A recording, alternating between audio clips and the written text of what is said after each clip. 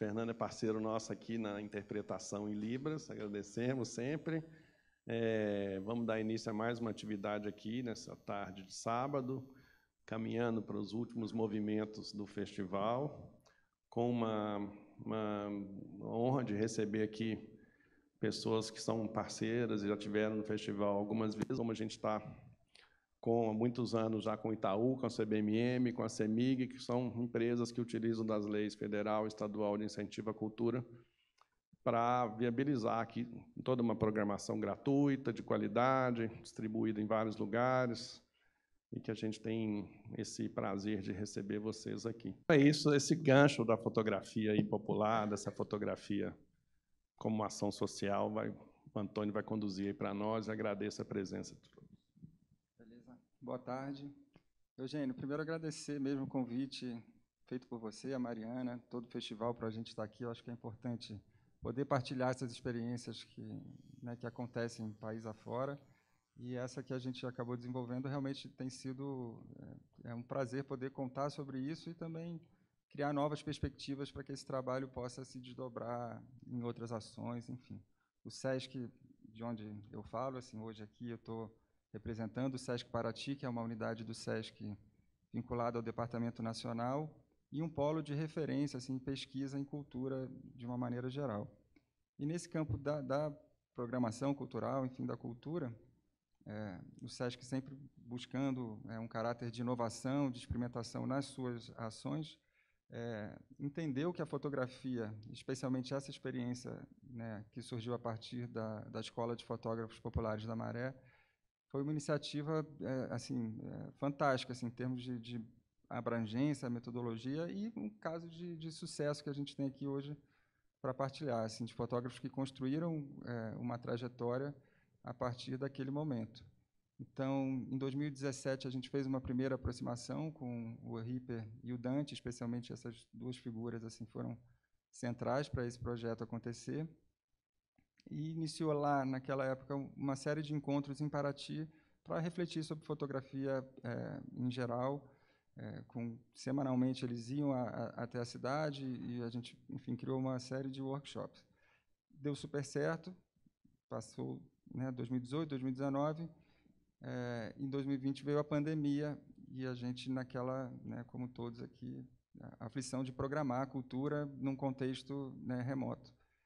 Foi aí que a gente convidou o Dante para estruturar, junto conosco, um ciclo de palestras sobre fotografia, pensando muito em partilhar essa experiência que tinha acontecido na Escola de Fotógrafos Populares da Maré.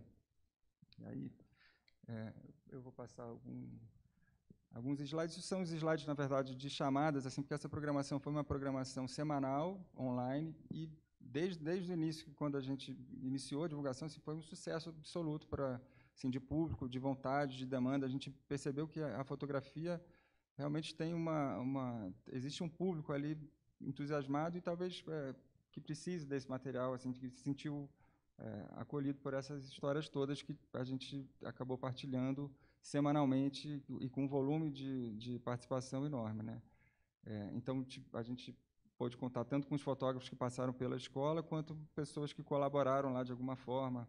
Aqui a gente tem a Nana Moraes, Ratão, que está aqui do nosso lado, enfim, eu não vou ler o nome de todos, que eu vou acabar sendo injusto.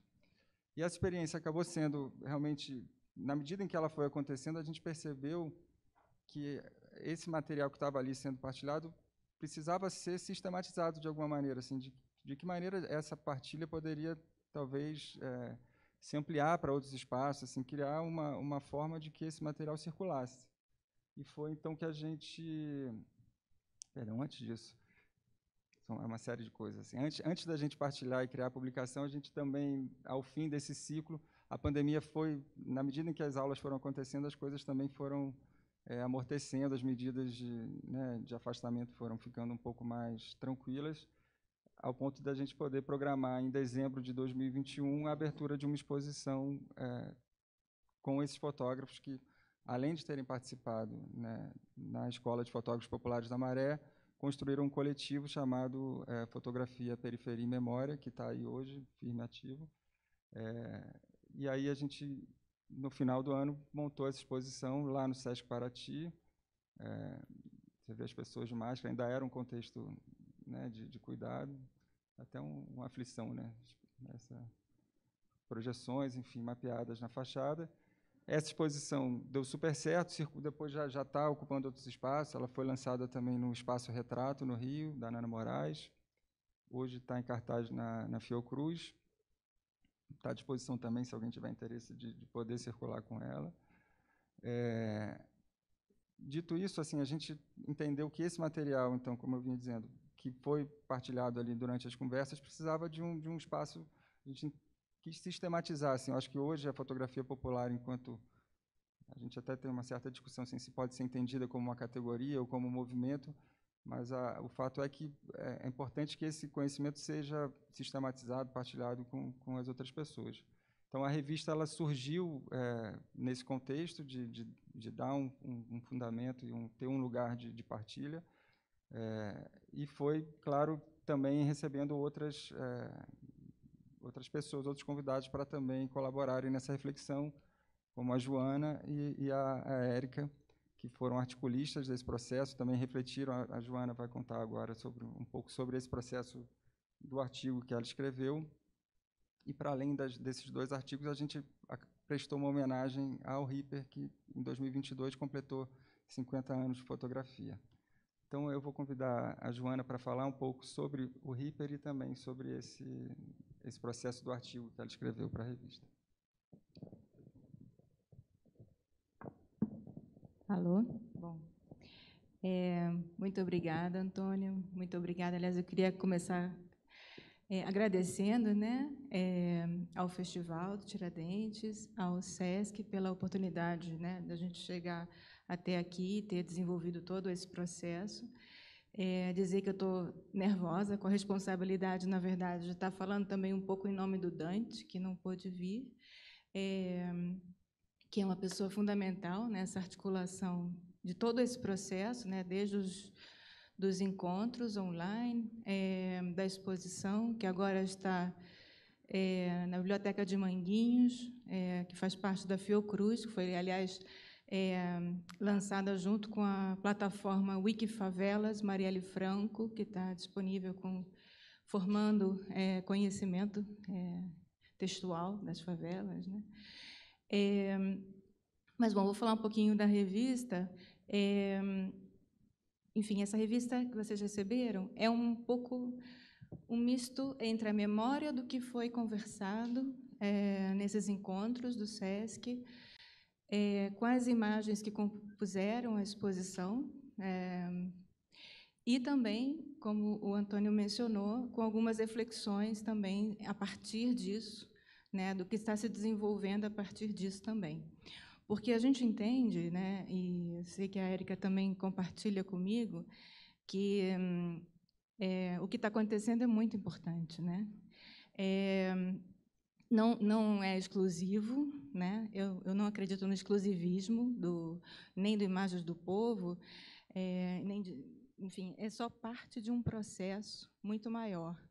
Mas a gente tem um lugar, né? A gente tem um lugar de uma origem, no caso, que começa, na verdade, com o Ripper,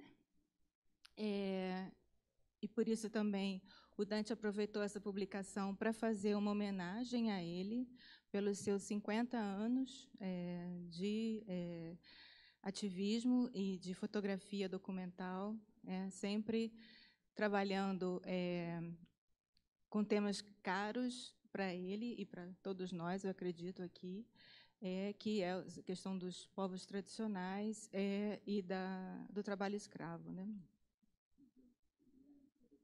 O material do Ripper, que a gente tinha preparado enquanto... Sim, é verdade.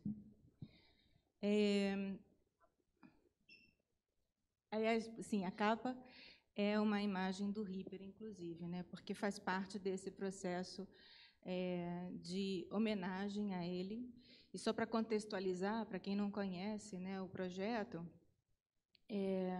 o que deu origem a tudo isso, digamos assim, lá atrás, no comecinho do milênio, o Ripper já tinha uma atuação nas favelas, né? Ele já tinha uma relação com o grupo que depois foi formar o Observatório de Favelas, mas a relação é anterior até à própria formação do observatório. E ele foi convidado para fazer imagens para ilustrar um livro de autores que seriam dos diretores do Observatório de Favelas, que estava recém se formando. Isso foi em 2004. E ele propôs, em vez dele ser o autor das imagens, de fazer uma formação de fotógrafos da Maré. Não é esse o material. É o vídeo. Vocês vão ver esse material. Eu vi do momento. Mas, enfim. Então, ele propõe, né, ao Observatório de Favelas a formação desses fotógrafos para que eles sejam os autores dessas imagens e desse memorial, digamos assim, da favela. E, a partir daí, começou um processo de formação profissional, né? A escola foi se desenvolvendo, ela acabou sendo acompanhada com uma agência escola e um banco de imagens que fez um processo profissionalizante e um acompanhamento de longo prazo. E eu acho que esse é um diferencial importante também, né? Que possibilitou, a meu ponto de vista, um processo que eu considero revolucionário. E é isso que eu tento tratar no meu texto, né? Meu texto ele fala sobre por que eu considero que é revolucionário esse processo. E eu considero, considerando até a própria... Eu faço uma brincadeira, na verdade, é uma provocação brincadeira em chamar a fotografia popular de fotografia pós-humanista. Não é para ser levado a sério isso, tá? Mas esse título, exatamente, tá? Mas a brincadeira... O que eu estou levantando em consideração é pensar, inclusive, da própria história do Ripper, que vem do humanismo, a tradição humanista, que é uma tradição eurocêntrica, que surgiu durante o Renascimento, ela é uma tradição que tem por detrás um sistema de exclusão muito cruel, que está penetrado em toda a sociedade ocidental. E está em nós, né? Está no nosso modo de falar, no nosso modo de pensar, nas nossas instituições, nos nossos campos de atuação, na fotografia, na arte. Tudo está baseado no humanismo. E esse processo de exclusão, né, ele tem um impacto sobre o entendimento da imagem, né, muito importante.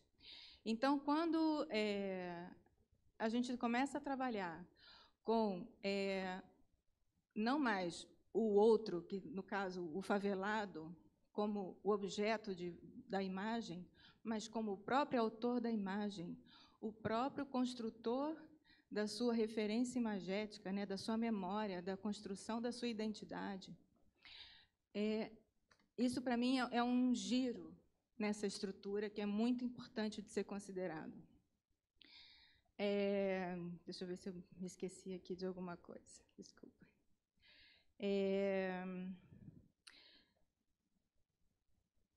Bom, uma das objetivos, né, do programa, que é trabalhar justamente sobre a imagem da favela, ela começou com uma metodologia, digamos assim, de ativismo mesmo, né? De produzir imagens que rompessem com um discurso único, né? Pensando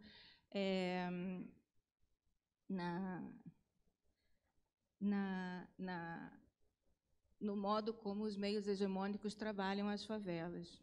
Então, é apresentar o outro ponto de vista, que é o lado humano, cotidiano, o bem-querer, né, o afeto, a vida que acontece longe só dos estereótipos de pobreza e violência, né? Não é esse o objetivo de jeito nenhum.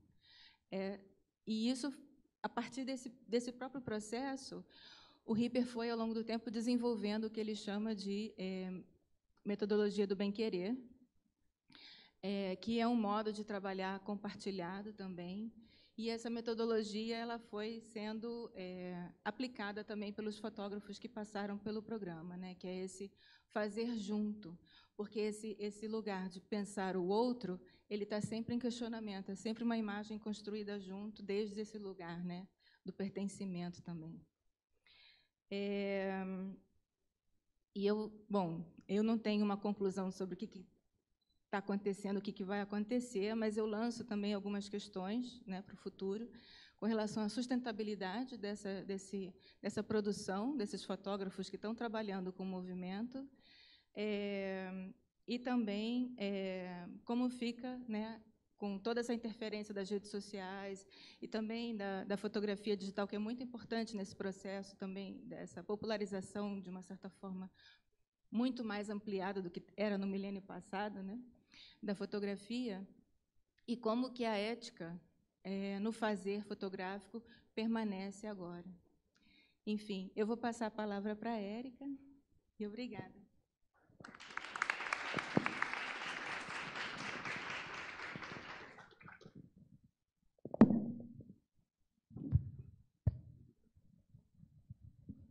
Obrigada.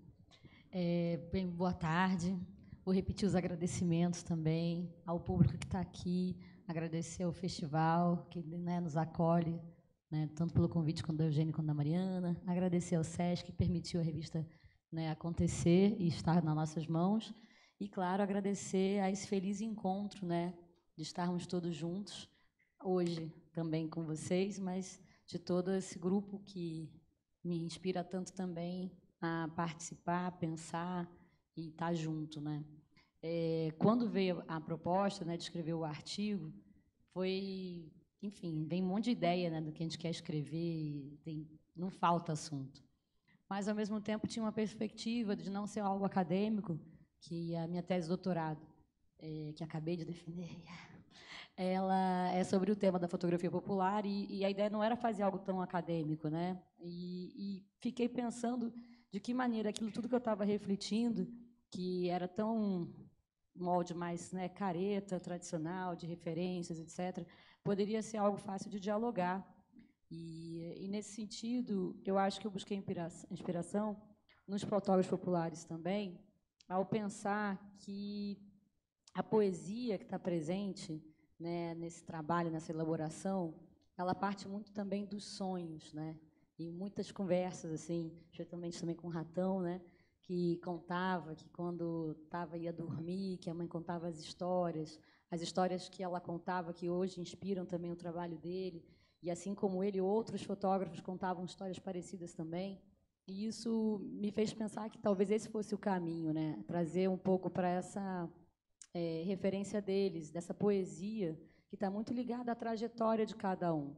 E essa trajetória ela pode passar tanto por algo mais concreto, como também foi o trabalho Fluxos, né, do Baltar, nosso querido mestre Baltarim, e também pode ser pelas essas trajetórias que a Joana já mencionou, né, a trajetória desse dia a dia, desse cotidiano, essa trajetória que fala das referências que todos nós temos e que, claro, no caso desse grupo de fotógrafos, vai também se relacionar às suas famílias, aos seus vizinhos, aos seus amigos, o seu sentido de vizinhança também, que é muito presente.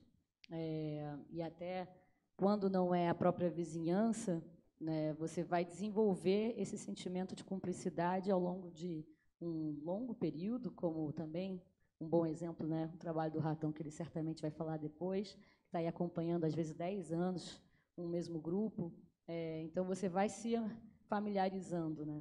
Aliás, família é uma palavra muito legal também, porque família, eu acho que é como a gente também acabou se identificando, né, dentro da fotografia, como uma família fotográfica, né? A referência ao Ripper, ao Dante, existe uma parceria que vai além de um coleguismo, né? É uma troca de afeto que está tanto nesse convívio, como também nesse resultado, que são as fotografias que a gente vê na revista ou nos trabalhos também em outras publicações, né, de cada um.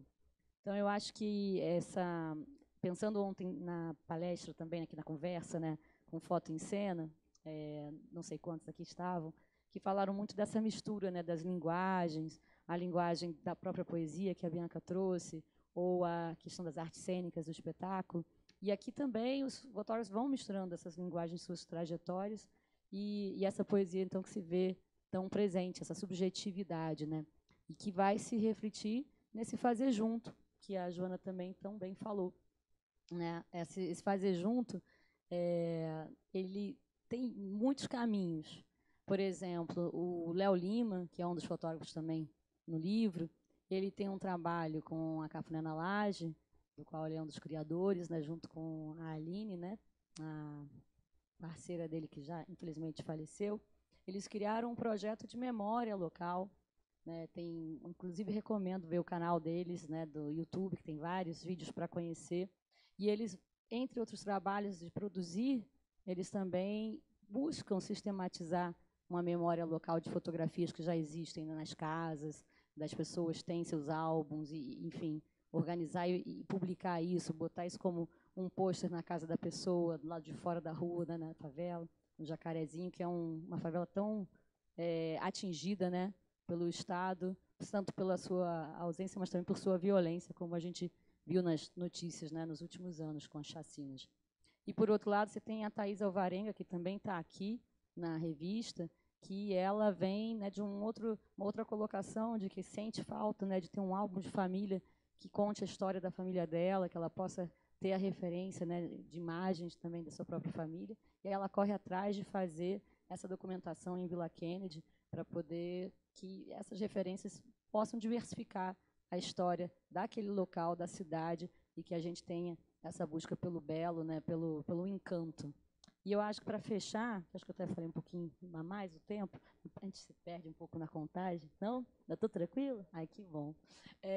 Então, eu acho que tem uma coisa importante. Quando a gente pensa, por exemplo, no fotojornalismo, a gente tende a pensar muito, né, em quase um clichê, que a gente não vai fotografar o ordinário, o comum. A gente quer o que é extraordinário, o que é diferente, o que é a bomba que aconteceu, que nunca aconteceu antes, ou como tem aquela frase muito simbólica, né? A gente não quer saber que o cachorro mordeu o homem, porque isso acontece sim, dia não, em algum lugar, mas a gente quer saber quando o homem mordeu o cachorro. E isso eu acho que é uma reflexão importante, né? Porque no nosso cotidiano, que seria o tal do ordinário, a gente pode encontrar muito do extraordinário, inclusive pela própria relação de afeto, do amor, desse carinho, da forma de ver esse ordinário, né? E eu acho que isso, essa fotografia popular faz muito bem. E eu espero que quem não conhece possa se sentir convidado, né, a ler a revista, entrar nas redes sociais do coletivo, dos fotógrafos, e possa trocar com a gente e pensar, né, porque eu acho também a fotografia popular, ao fotografar e ao promover debates sobre os temas relacionados, está produzindo conhecimento, e a gente tem que trocar conhecimento. E trocar conhecimento é coletivamente. Então, quanto acontece, né, na nossa tantos grupos sociais, tantos grupos populares, que a troca do conhecimento é coletiva, produz-se conhecimento coletivamente. Então, acho que isso, o diálogo, ele tem que estar presente, e a gente, então, convida para que vocês dialoguem com a gente hoje, né, e sempre. Acho que agora foi. Passo, então, a fala para nosso querido mestre Baltarim.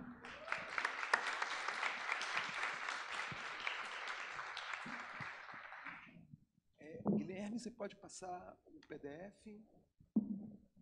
Bom, eu tinha pensado várias coisas aqui, feito roteiros, e sempre é muito difícil esse lugar, né, de estar aqui falando. É fácil falar sobre o trabalho, mas falar com a plateia é sempre preocupante. Mas, assim, pelas falas da Joana e da Érica, também me convidaram a participar de um debate que eu acho que também passa pela minha produção, que é esse do pós-humanismo, né? E a gente, assim, o coletivo, os membros do coletivo são fotógrafos que estão na estrada quase, está fazendo 20 anos, né?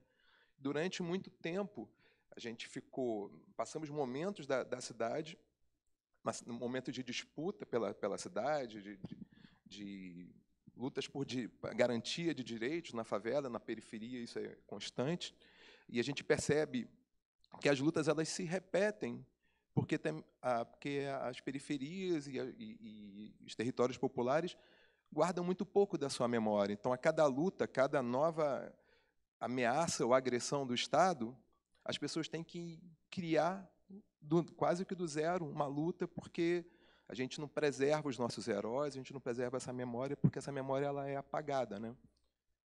Por quem detém esses mecanismos de preservação. E eu agora estou num processo, estou dentro da academia, e aí eu sou obrigado também a refletir sobre a produção. E, como eu falei, a gente passou muitos anos produzindo, e agora todos nós do coletivo estamos num momento de pensar sobre o que a gente está produzindo, se colocar também num lugar que eu acho que é de estar tendo um acúmulo teórico de reflexão e de produção fotográfica que já inspira outras pessoas. O coletivo Fotografia, Periferia e Memória, ele surgiu quando nós todos estávamos nesse lugar. Diferente dos outros coletivos que nós já passamos, que eram coletivos que ajudavam a nos organizar e nos ajudar mutuamente para conseguir produzir fotografia. Porque quem vem da periferia, produzir fotografia é muito caro e é muito difícil. E a gente precisa de organização para conseguir espaços para mostrar essa produção. O Fotografia, Periferia e Memória ele vem num outro momento, que a gente tem consciência do que a gente está produzindo, quanto reflexão, quanto teoria. E aí, porque eu estou dando essa volta toda, que eu estou meio nervoso, mas assim, eu quero voltar agora ao retorno para o pós-humanismo, que eu escrevi um artigo falando sobre a história da Escola de Fotógrafos Populares, falando das matérias que a gente tinha e fazendo uma metáfora assim, de como Cartier-Bresson apareceu para a Escola de Fotografia, a Escola de Fotógrafos Populares, apresentadas pelo Aula do Dante, e, claro, assim, para um grupo de jovens que estavam se letrando nas imagens. Foi uma fotografia muito poderosa. E uma das experiências que eu vejo que marcante na fotografia popular foi a experiência que aconteceu no Jacarezinho, que os jovens se reuniram analisando as imagens do Cartier-Bresson e refazendo essas imagens dentro da realidade da favela do Jacarezinho, traçando paralelos entre as fotografias e recriando essas imagens. E eu escrevi isso num artigo. E aí, dentro da academia, as discussões sobre decoloniais, né, eu fui questionado sobre como eu estou falando de fotografia popular e vou falar de Cartier-Bresson, que é um fotógrafo humanista e com toda essa carga. E aí eu começo a refletir que a favela tem esse poder de retrabalhar as referências e trazer isso para refazer, reprocessar. Isso aconteceu com vários samba e funk, e tudo isso tem uma origem, e na favela e nos territórios a invenção refaz tudo. E a fotografia popular é isso. Nós temos o Ripper como um grande mestre, uma grande figura, uma mística que orienta o nosso trabalho, principalmente pela conduta ética, que se casa muito bem com os fazeres da favela, com a maneira de se relacionar. Então, o que o Ripper trouxe da ética e dos processos dele refletiram com que são os processos que a gente naturalmente adota quando chega num território, que é o respeito, a identificação e o olhar de dentro.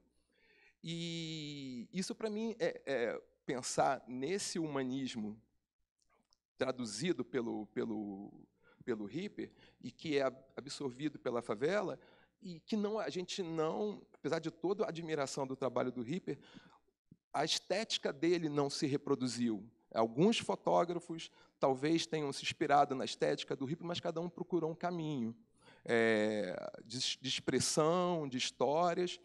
Então, assim, às vezes, mas eu passo a me pensar, mas será que agora eu posso me chamar de humanista?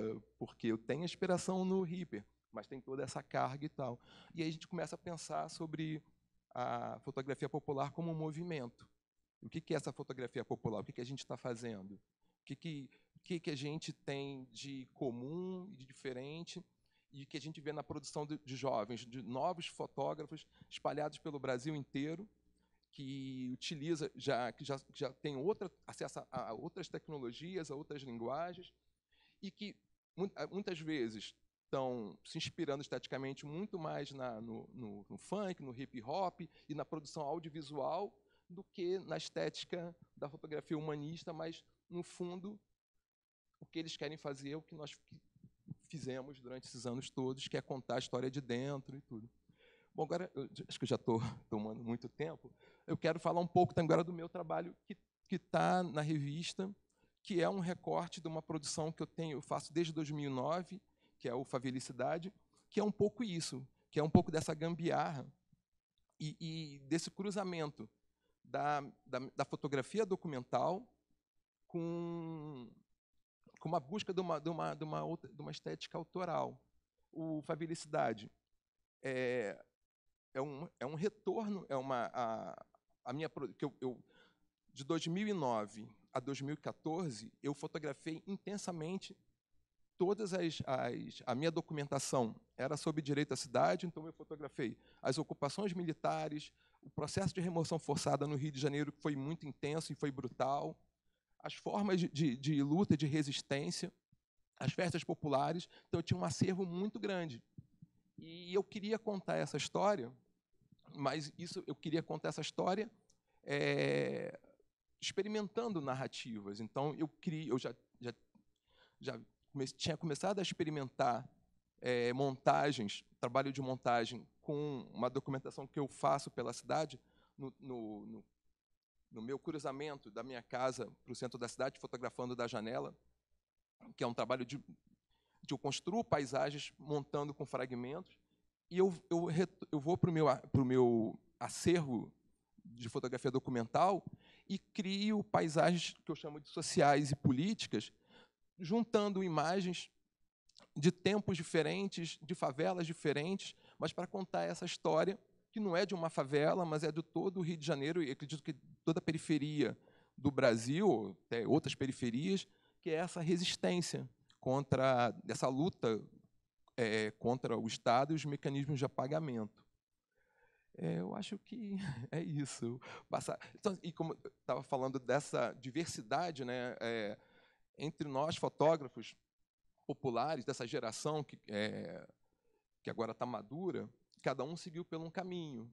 E o Ratão ele seguiu por um caminho mais poético, e explorando a luz, as cores. É um trabalho que, apesar de ser diferente do meu, é um trabalho que me inspira muito, que inspira muitas outras pessoas também, né? Eu acho que essa troca, essa riqueza, quando a gente fala, tentar encaixar todo mundo no movimento, na fotografia popular ela não funciona, porque são muitos caminhos, são muitos temas, e a gente tem esse tempo de guerrilha, né, de combate na fotografia, fez que todos esses caminhos sejam válidos e que a gente se inspire mutuamente.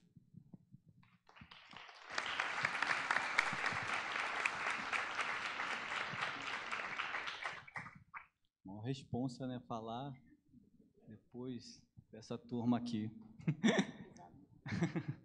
Mas a cabeça vai sendo bombardeada, né, por questões assim que foi levantada aqui, e a própria revista assim me faz pensar que ela é um puta documento, assim, um grande documento, né, como referencial sobre a história da fotografia popular. Não que ela seja, né, contar a história da fotografia popular, longe disso, mas eu acho que ela é um ponto assim de partida, né, vamos dizer, mas que a história da fotografia popular ela antecede essa própria experiência que aconteceu lá na Maré, né, em 2004, que eu sou fruto dessa primeira turma lá. Então, assim, eu fico pensando que quando estava rolando a escola de fotografia, né, em 2004, o Viva a Favela estava fazendo uma matéria, uma pauta sobre essa experiência pedagógica que estava acontecendo ali no Morro do Timbal. Então, o Viva a Favela era uma grande referência para mim, assim, antes mesmo de eu pensar em estar fotografando. O Olho Vivo, no Morro do Preventório, em Niterói, já estava fazendo um movimento também acontecer. E eu comecei a repensar que na Nova Holanda já tinha uma experiência, né, na Maré já tinha umas experiências de comunicação comunitária, né, seja através da rádio comunitária, através do jornal, a TV Nova Holanda, que era uma TV feita pelos próprios moradores, que contava a história. E a gente pensa sempre nessa coisa que eu acho que mas esse grupo, né, o coletivo Fotografia, Periferia e Memória, traz uma questão que a gente, todos aqui, né, não sei se todos são fotógrafos e fotógrafas, mas pensa como é que a gente mantém essa memória, né, esse acervo, essa produção, essa preocupação, ela é constante na nossa cabeça sobre isso. E até como referência para a gente pensar essa produção, como armazenar, enfim, isso aí vai ser contínuo, né? Ainda mais os arquivos digitais, como são tão preocupantes, assim, como é que a gente preserva esse material. Mas as minhas referências na fotografia foi muito a partir do acervo do Museu da Maré, que eram os próprios álbuns de família, as caixas de sapato, né? Que estava ali e tal, que o acervo do Museu da Maré começou a partir dos próprios moradores, né? De contribuir com itens, com fotografias, vídeos. E também esse referencial, né? Essa produção que está ali, que os monóculos. Então, o acervo do Museu da Maré foi algo que mexeu com minha cabeça, assim. Né, eu tive o privilégio de ter acesso diretamente ao acervo do Museu da Maré, porque eu trabalhava no núcleo, fazia estágio ali durante um curso de informática, né, que eu fazia no SEASME, e eu tive acesso a esse acervo, e para mim foi muito importante, sabe, ter acesso a esse acervo para poder refletir esse meu lugar, que é a Maré, né, refletir lugares, essa paisagem, que a favela ela é orgânica, né, o tempo todo ela sofre processo de modificação, a cidade é isso, somos isso. Mas o Museu da Maré me fez ver lugares que eu brincava quando criança, praças que não existem mais, que deu lugar a outros conjuntos habitacionais, né? A nossa areinha, que era uma área de areia mesmo, de praia, né? Deu lugar à linha vermelha, e hoje também a Vila Olímpica da Maré. Então, me fez pensar assim, nossa, quando eu tive acesso a esse material, eu falei, cara, eu quero fazer isso. Né? E, paralelo a isso, claro, estava o trabalho do Ripper, né? Que o acervo do Museu da Maré, ainda assim, conta com maior parte de fotografias do Ripper, que ele fez na década de 70, 80, 90, na Maré. Então, o Ripper, eu falo aqui de uma forma de um encantamento, porque o Ripper contribuiu com essa história, no sentido de pensar no meu fazer fotográfico e também de pensar, de extrapolar esse território que é a Maré para outros lugares, né, para outras favelas. Então, eu fico pensando também, ninguém me perguntou isso, mas eu fico pensando assim, como é que a favela processa essa fotografia? Né? É uma pergunta que temos que fazer também, né? Porque ela não é uma fotografia feita de alguém que entrou, né, junto com a polícia ou que caiu de paraquedas, assim, né, nesse lugar, nesse território. Né, ela é produzida, na maioria das vezes, pelos próprios moradores. E isso faz a favela processar de outra maneira essa produção, né? De uma produção que, cara, eu me reconheço, né, na sua fotografia. E eu vou falar aqui uma experiência que tem a ver desse material que eu estou projetando, que eu fiz um recorte muito específico, né, sobre a cultura bate-bola, que é uma cultura super marginalizada no Rio de Janeiro, né? Tem aí registros de mais de 1000 turmas. E essas turmas são feitas por jovens, né, na maioria de periferia, e que são super marginalizados, assim, são super criminalizados, e que esse ano passado, o colega aqui, o Fábio, estava comigo, não me deixa mentir, né? Apesar de ter um nariz grande, eu não sou tão mentiroso assim. Mas na favela do Muquiço, são mais de 16 turmas de bate-bola. E quando eu cheguei ano passado lá, eu e ele, assim, aí tinha uma galera, uma turma, cara, assim, uma turma, não é turma de bate-bola, mas a favela tava mulheres, crianças, um monte de gente, assim, uma galera, uma turma maneira, assim, que está, claro, conectado com os bate-bolas, né? São familiares, amigos, tal.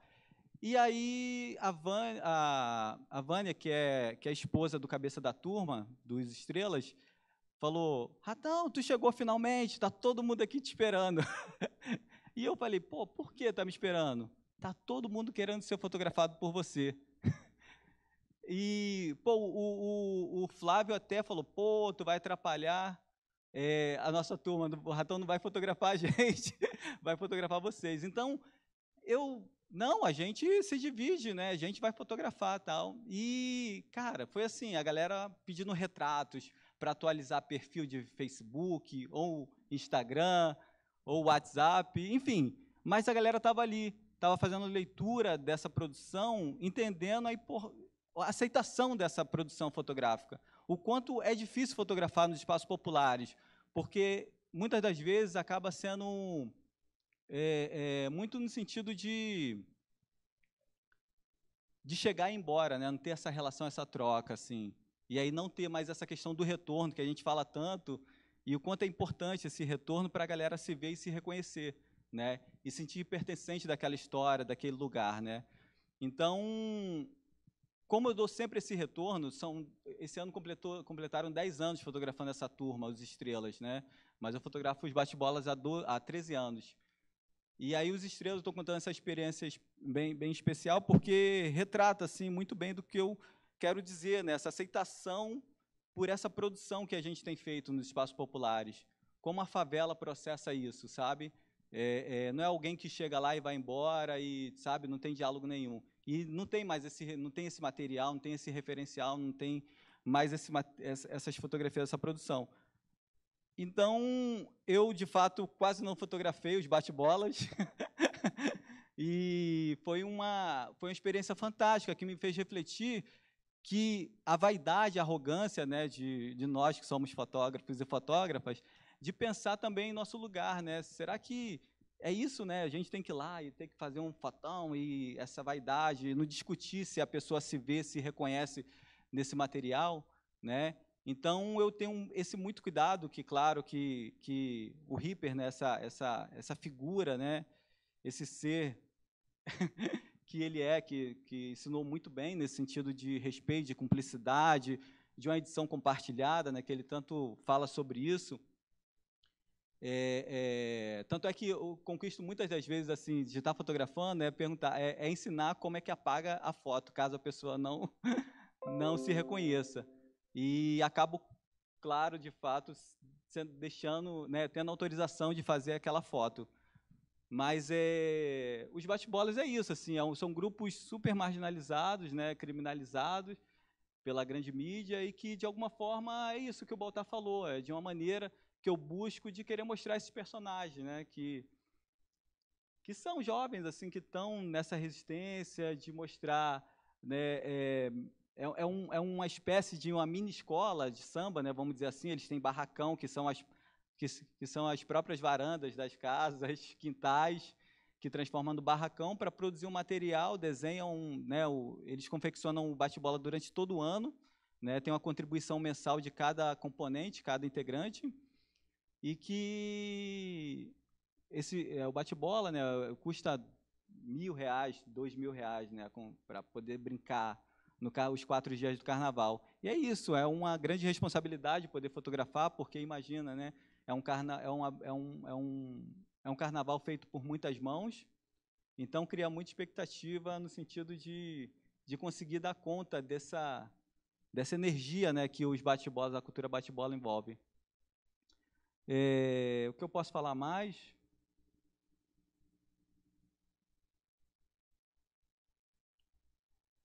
Acho que é isso, gente. Eu espero que vocês tragam questões para poder a gente fazer reflexões.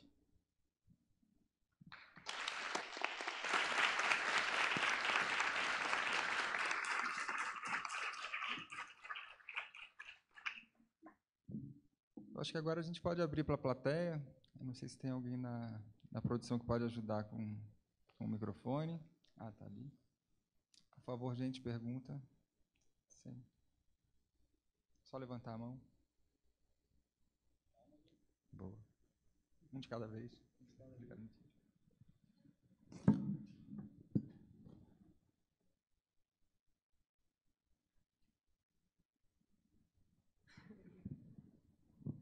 Bom, boa tarde.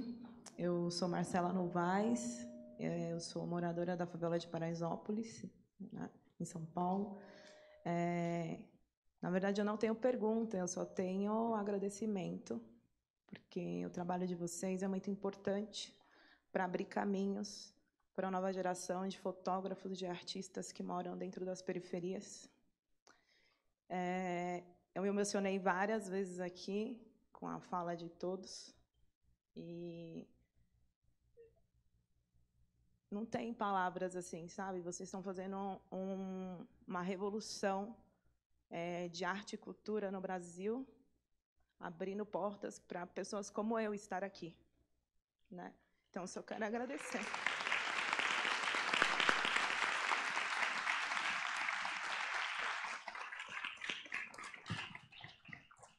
Só queria aproveitar aqui para comentar que a Marcela tem uma galeria na própria casa, em Paraisópolis, em São Paulo, que a gente está louco aqui para poder pessoalmente conhecer. Então, eu queria também dar palmas a você, que, poxa, a gente sabe a luta que é, e começar assim do zero.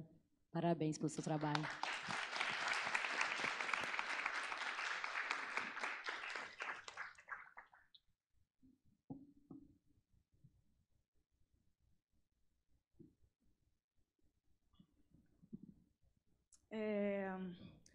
Sou Fernanda Dias, sou fotojornalista, e complementando a fala do Ratão, quando ele comenta, todos comentaram, né, sobre o olhar da periferia, estando na periferia, e eu, como fotojornalista, sempre entrei nas comunidades que eu fiz durante 8 anos da minha carreira, incursão policial, né, lá no Rio de Janeiro. Então, o meu olhar como fotojornalista sempre foi de fora para dentro. Sempre subi acompanhando a polícia. E nunca estive do outro lado. Não que, na verdade, eu, né, sou a favor ou contra a polícia, mas eu teria que subir com a polícia. Não tem como subir sozinha, né? Então, sempre de fora para dentro. Né? Há 5 meses eu faço parte do coletivo, e a minha cabeça e meu olhar começou a mudar a partir do momento que eu encontro essa perspectiva de dentro para fora. Então, quero agradecer imensamente e falar que eu sou muito orgulhosa de estar compartilhando também com vocês esses conhecimentos, e que diariamente eu aprendo com vocês. Muito obrigada. Bom, a Fernanda Dias, assim, uma queridíssima, né?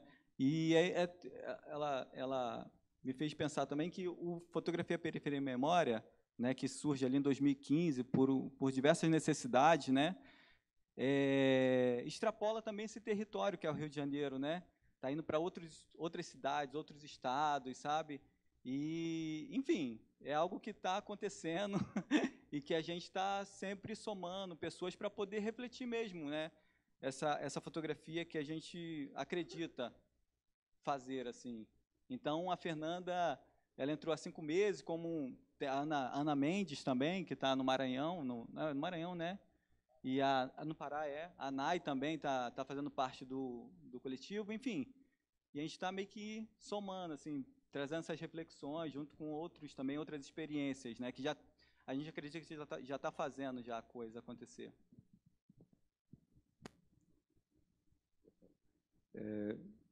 Falar aqui. Bom dia. Boa tarde. Não, eu sou Eduardo, eu sou fã dessa galera há muito tempo, né, acompanho do mais perto que eu posso, assim, e também queria engrossar, né, a fila aí de elogios e agradecimentos, na verdade, mas para colocar também um ponto assim, que eu queria ouvir um pouco mais, né, apesar de acompanhar, dessa relação mesmo da colaboração, assim, tá? De como é que isso acontece, porque às vezes eu acho até engraçado ou estranho, ou, né, poderia ser surpreendente a gente ter que falar de certas coisas que, na verdade, deveriam ser base, né? Mas, quando a gente perde contato com elas, elas acabam sendo o exótico, né? Parece assim. Então, o coletivo, colaboração, tudo isso é uma desses exemplos, né? A gente se distancia tanto dessa ideia né, de estar junto, que aí a gente começa a ter que falar sobre isso, né? É como a gente ter que reumanizar certas coisas que não deveriam ter perdido, né, esse contato com a humanização. Então, assim, e ao mesmo tempo também é um campo de conflitos, né? Um campo assim, ser coletivo não é simples, né? Ser colaborativo não é simples. Então, queria ouvir um pouco mais assim desse grupo aí, né? Enfim, quem quiser falar.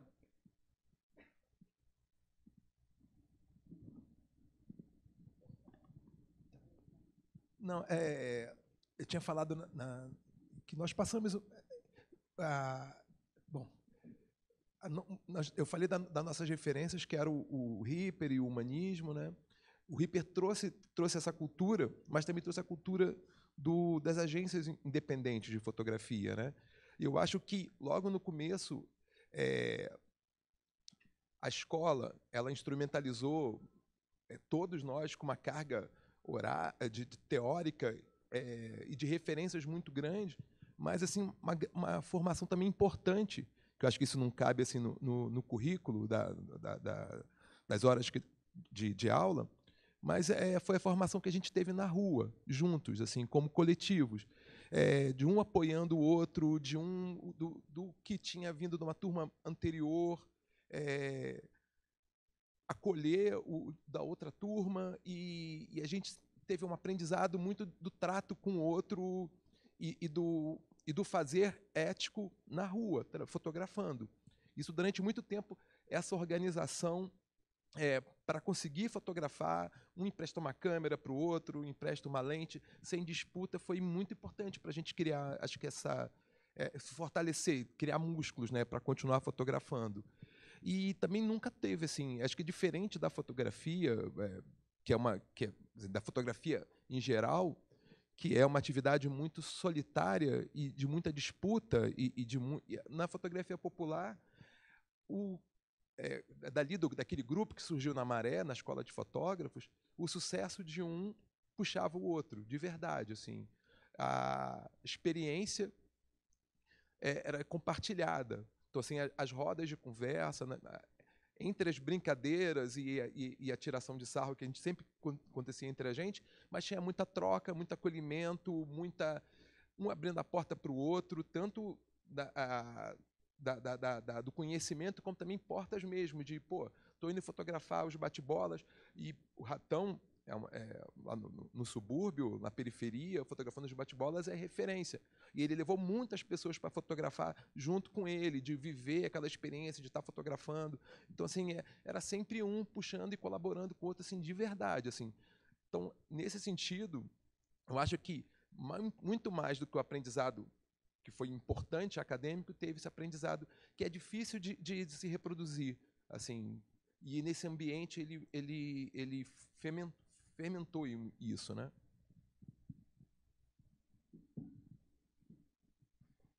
Eu acho também muito interessante, né, um ponto para a gente refletir realmente, porque essa história, que em parte está aqui, mas tem tantas outras coisas que, né, obviamente, não cabem em uma publicação só, ela, de fato, perpassa muito essa ideia do processo de coletivos, né? E são vários coletivos, não tem um só, né? Aqui na revista é o coletivo Fotografia, Periferia e Memória, mas quem está aqui na revista também já passou por vários, ou ainda é de vários. Tem uma soma aí de coletivos que é interessante também. Então, desde do começo ali com a escola, e a participação, né, no Imagem do Povo, que também tinha discussões se era ou não era um coletivo, porque tinham ações que eram, e, por outro lado, está dentro de uma instituição, como é que faz isso? Aí se criou o Favela em Foco, em 2009, que é um coletivo, né, que, bom, Baltar e Ratão já foram, no momento não estão, podem voltar a ser um dia, eu ainda estou. Folia de Imagens, que também é outro, que é uma parte confusa, assim, porque, por um lado, ele é meio coletivo, por um lado, ele é parte do Favela em Foco, por um lado, ele é parte... Enfim, tem pegando uma palavra bastante fotográfica, né, e importando do inglês, o blurred, nessas fronteiras de o que é o limite de um, de outro, né? E eles se somam, porque é isso, né? Então tem gente, o Ratão está no Folha de Imagem, mas não está mais no Favela, né, Info. Isso não quer dizer que não tem essa colaboração junto. Na hora de chegar, chega todo mundo junto, né? Nas apresentações, nas coberturas, né? O Bloco da Lama é um trabalho que o Ratão desenvolve há tanto tempo, mas todo mundo chega lá junto, está ali com o Ratão fotografando também, né? Vai a F, vai a Elisa, o Baltar, eu já fui também, ou no bate-bola, que até o Fábio também estava, e tantos outros foram também com o Ratão, o próprio Baltar. Então, assim, tem uma soma aí que perpassa nessas ações. E aí, enfim, acho que é mais um outro dia de encontro para conversar. E por último, só, que eu evoquei a ideia da família, que a gente sempre traz, aliás, nessas conversas, a família também briga, né? Faz parte de família se amar e brigar muito. Então, a gente também tem nossas coisas.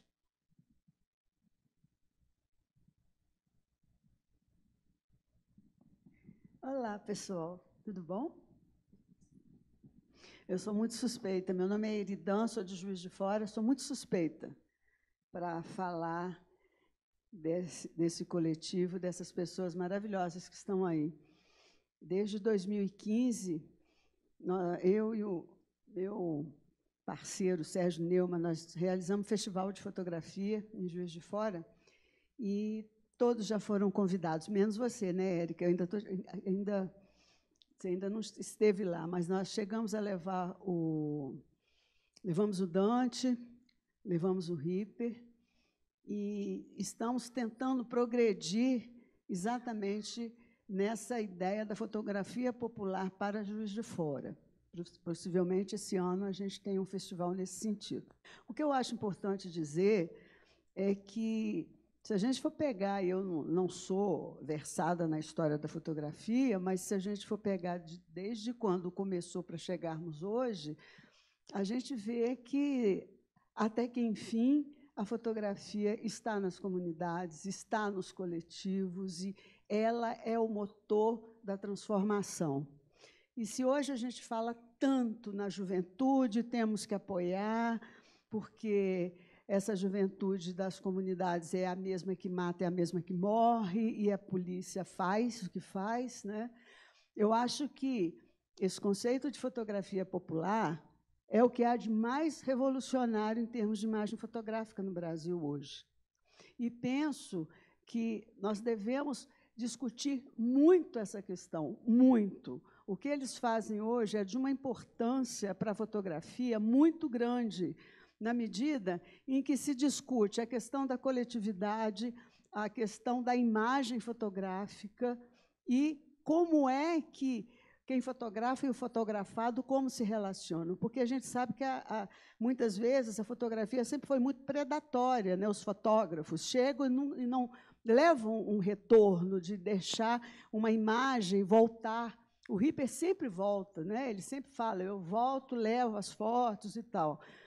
E a minha sugestão, eu tenho conversado com eles desde anteontem e tal, é que a gente comece a propor seminários que falem sobre fotografia popular. Vamos espalhar essa boa nova no Brasil. É isso, porque nós não podemos deixar esse esforço morrer. E aí eu só queria saber de vocês. Eu sou muito suspeita, eu amo vocês demais, eu penso que eu estou junto há muito tempo aí, e queria saber quais são os planos de vocês para esse ano. E, Joana, desculpa, eu cheguei atrasada, eu não pude participar e ouvir a sua fala. Desculpa, eu adoro vocês. É isso. Quais são os planos para esse ano?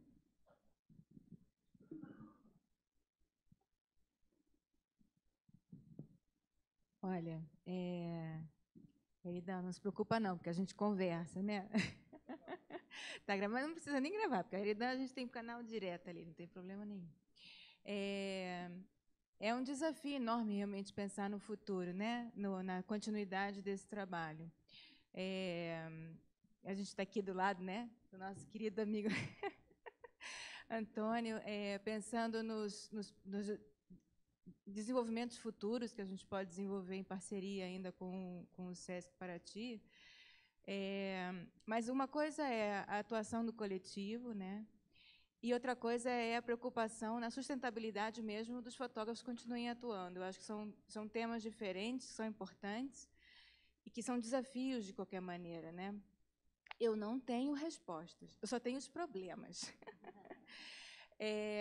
Mas a gente está em discussão, isso está sendo conversado, né? Agora são muitas pessoas participando do coletivo, o coletivo é aberto até. Ele não se concentra mais, ele já se desprendeu da sua origem, né, lá na Maré.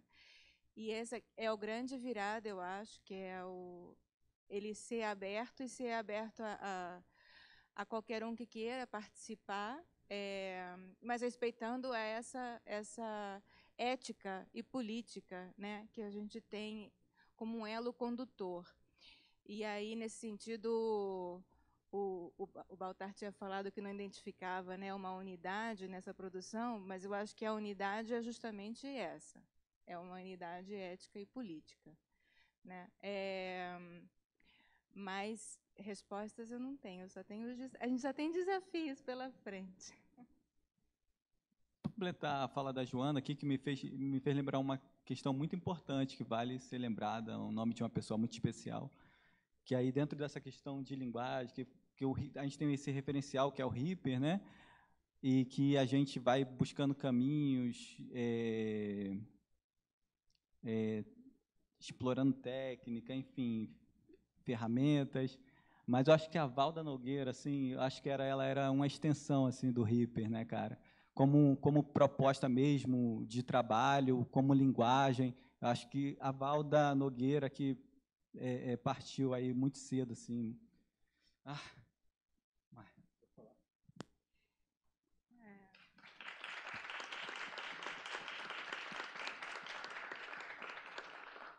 Eu vou complementar aqui. A Valda, com certeza, é uma grandíssima fotógrafa que passou assim uma estrela maravilhosa, mas não foi a única que nos deixou, né? O Imagem do Povo, infelizmente, teve perdas muito significativas nesses últimos anos. Então, é importante lembrar também o Bira, né? É importante lembrar o Cadu, entre tantos outros, o Rodrigues Moura,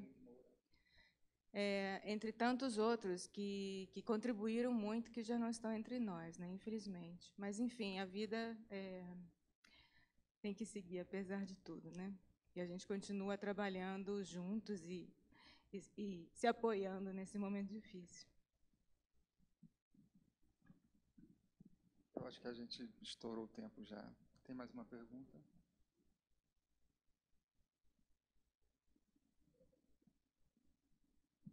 Boa tarde, Andréa Pires, de BH. Eu tive o privilégio de ouvir o Reaper lá em BH, no Centro de Referência da Juventude, que é um espaço cultural próximo à Praça da Estação. E a minha pergunta para vocês é, o Reaper traz que ele sempre retorna com a imagem para os fotografados. E aí, como funciona isso dentro do projeto? Quem faz, os fotógrafos são da comunidade, mas como esse retrato fotografado por eles chegam nessas pessoas que são tão bem fotografadas? Essas exposições que são feitas, essas pessoas fotografadas são convidadas, as fotos são impressas, entrega a eles, o arquivo digital. Essa é a minha pergunta. Parabéns pelo trabalho, incrível.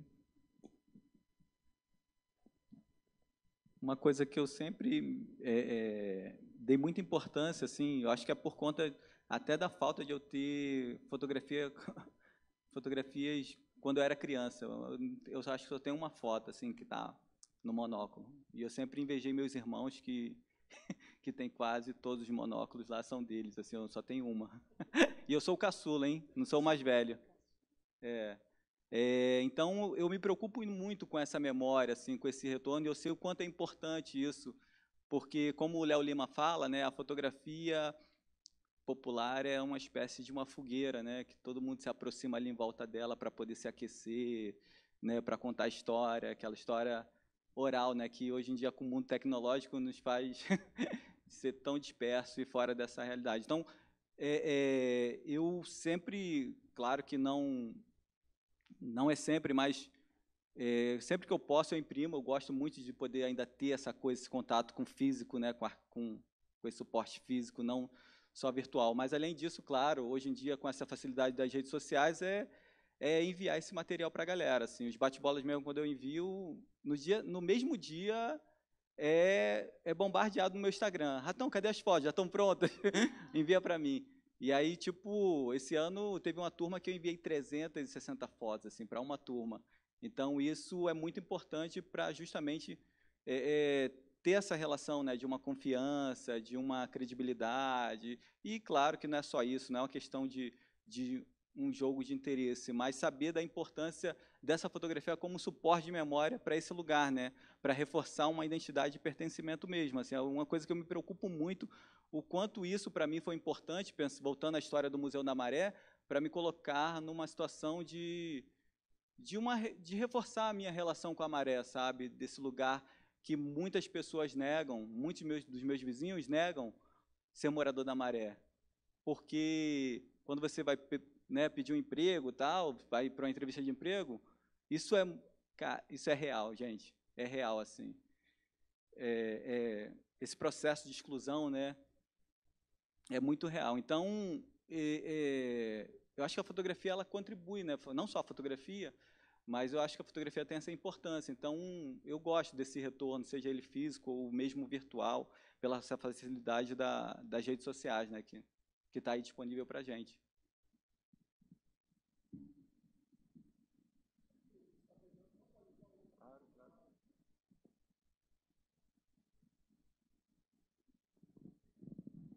Boa tarde, gente. Sou o Bruno, mas para vocês já me conhecem entre exposições, folias e bares. Mas pegando a deixa da Valdinha, que era uma coisa que, quando eu vi a foto do Ripper, da Sempre Viva, eu me lembrei da Valdinha. E é impressionante, não só por causa dessa foto, mas como a gente que se conhece, que mora na mesma cidade e que se encontra diariamente ou frequentemente, como que eu ainda consigo me emocionar com uma história que eu estou muito ligado, né? Porque, embora, como o Baltar disse, né, que cada fotógrafo e fotógrafa seguiu sua vida, sua estética, mas vocês dão consequência à filosofia do Ripper, uma filosofia de alguém que foi minha primeira referência e que eu tenho um grande carinho e amor. Mas o que eu quero dizer, e fiquei motivado a falar quando vocês trouxeram a Valdinha, que uma coisa que vocês deram para nós, né? A fotografia popular formou a Valdinha e nos deu, e eu acho que isso é um ativo que vocês têm e que formaram outras pessoas, fenomenal. Mas o que eu quero dizer é que, quando eu vi todas essas fotos, eu lembrei logo de Oswald de Andrade com a frase, a máxima dele, que a alegria é a prova dos 9. E eu acho que é isso que define a fotografia popular. Eu acho que, no final, o produto que vocês dão é isso. A dificuldade que a gente tem, né, de ser feliz, aí falando um pouco sobre Luiz Antônio Simas, né, que a gente festeja não porque a vida é boa, mas porque ela é difícil, né? E que vocês estão oferecendo contornos, imagens sobre a política, né? Vocês fazem parte assim como outras pessoas, mas do movimento social das culturas. E vocês estão disputando um Brasil que nós queremos, um Brasil que eu me conecto, que é um Brasil mais plural, que é um Brasil mais fraterno, igualitário. Então, eu acho que vocês conseguem transbordar a fotografia, sair do campo da fotografia e disputar a sociedade brasileira, sobretudo nesse momento que a gente retoma assim, o século XXI, que a gente se posiciona mundialmente num outro momento, assim, saído das trevas. Então, o que eu quero dizer, sobretudo, é que a alegria é a prova dos 9, que a alegria nos protege, e eu sei que vocês sabem disso, e é muito emocionante, porque a Valdinha era isso tudo, né? Obrigado.